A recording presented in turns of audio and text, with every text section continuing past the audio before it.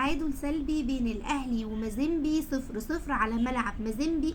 ملعب اقل حاجه ممكن توصفه بيه انه ده ملعب غيط ولا يصلح اصلا يتلعب عليه مباريات لكره القدم. وانا مش عارفه ازاي يبقى اللي احنا واصلين لحد نص نهائي دوري ابطال افريقيا ولسه بنلعب على الملاعب ده. في التصوير ده النهارده كلنا محتاجين دكاتره عيون. احنا بنلاقي صعوبه في ان احنا نشوف اصلا المباراه وانت بتحس ان الكره مع لعيبه الاهلي مين انت ما تعرفش. ده لو اصلا بقى الكاميرا الواحده لحقت وجابت لك وشفت ان هو الحمد لله في كره مع حد مننا، وهي كاميرا واحده. والله فكروني بفيلم مش قادره افتكره كده، عارف انت هي بتحرك زجزاج كده، لحقتهاش ربنا معاك. حظ اوفر بقى المره القادمه ان شاء الله الماتش الجاي، او يجيبها لك في الاعاده. والله حافظ درجه حتى هو بيعلق كان عمال يقول يعني صعب قوي يا جماعه الملعب ده، صعب قوي التصوير، بس يلا الحمد لله. هيعمل ايه؟ وانت تتخيل اللي كان بيعلق لك حفيظ دراجي، فهو برده شويه كان شايف بيحاول يقول لك ايه اللي بيحصل في المباراه. انا في اوقات كتير قوي كانت بتروح هجمه على الاهلي خطر ما كنتش بشوفها غير لو عدوها او في النص كده اللي هو شوبير طالع يصوت، بفهم خطوره اللعب. ده غير الملعب اللي خلي لعيبه الاهلي كل شويه حد يتساقط باصابه جديده. كوكا خرج مصاب اصلا ما بين الشوطين، طبيب الاهلي قال ان دي كدمه في الركبه وان شاء الله يعني يلحق الماتش الجاي لان ما حالتناش غيره. اكرم توفيق برده اتصاب في دماغه، قالوا ان دي اصابه في الوجه وفي الحاجب، برده راح خرج. عندك احمد عبد القادر بجد انا كنت شفقانه عليه اللي هو مش قادر يجري خلاص وكان لازم يتغير، وهكذا رضا سليم كان يعني ما كانش شايف خلاص من تقريبا من بعد 20 دقيقه من الشوط الاولاني. الهجمه اللي ضيعها الملعب كان صعب جدا، حتى في كوره هو عنده مشكله في التغطيه العكسيه، شوبير طلع مفعل عليه بشكل كبير قوي وما ينفعش، دي كانت ممكن تدخل فينا هدف. ولايه كان بينهج مش قادر يشيل رجله من الارض بس ما فيش حد يغيره بيه.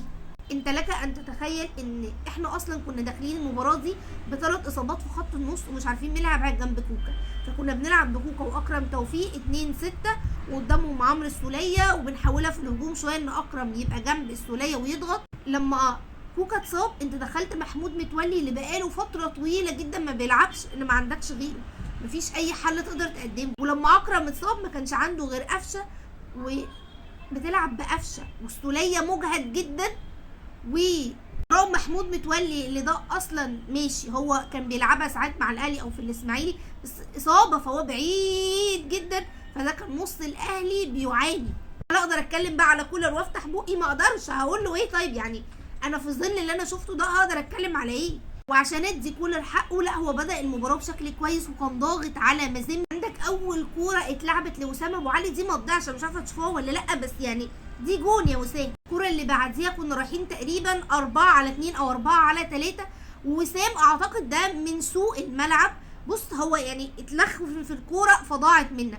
دول هدفين كانوا يقدروا يسهلوا عليك المباراه بشكل كبير جدا، ولكن يظل وسام ابو علي احسن من مودست بمراحل، يعني فرق كبير.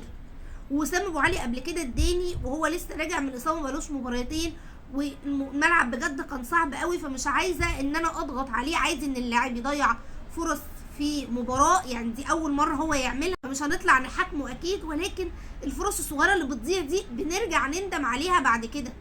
خصوصا كانت ممكن تسهل عليك المباراه بقى بشكل كبير، لان الاهلي كان بيعاني في خط النص حتى من قبل التغييرات اللي حصلت، مفيش حد قدر ان هو ينقله بعد كده للهجوم، فمس باص كتير هتلاقي ماشي مازيمبي معاه الكوره طول الوقت، وهي الكوره الخطر اللي عندهم فعلا كانت العرضيات والاختراقات اللي بيعملوها من الجبهه اليمين. لكن كولر كان بيحاول يعالج ده، ان هتلاقي دايما معلول وعبد القادر من احسن المباريات الدفاعيه كان بيرجع ويدافع مع معلول وحد كمان من خط النص. فشابوه كولر. حصل ان في هجمات لمازيمبي ده اكيد، ملعب سيء وبتلعب 3 العصر فطبيعي ان يكون عندك اخطاء، بس بقى دي اهميه حارس المرمى. انا دايما بقول وراء كل فريق عظيم حارس مرمى عظيم. مصطفى شوبير يعني ربنا يحفظه يا رب ويحميه، مباراه عن مباراه هو بيكون مان اوف ذا ماتش، بيشيل كل العك اللي بيحصل والاختراقات، وهو عنده ثبات اولا في الشخصيه، بيطلع في معظم الوقت بياخد قرارات مظبوطه جدا. النهارده شايل اكتر من فرصه خطر جدا لمازيمبي، حقق 4 كلين شيت في اخر 4 مباريات.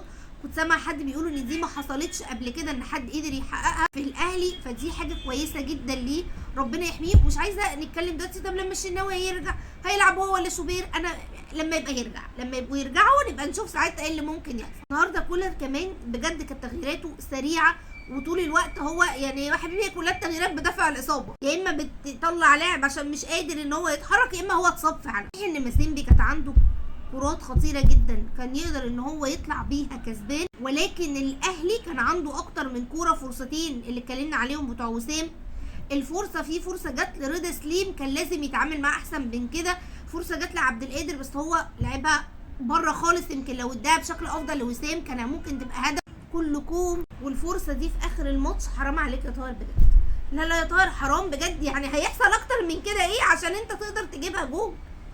هتقولي طب ما انت قنطيش وسام، اشمعنى طاهر؟ هي مش فكره اشمعنى والله، بس يعني امتى يا طاهر هتجيب بقى الحاجات دي وتبقى فعلا بتعوض كل الجري اللي بتقعد تجريه باهداف؟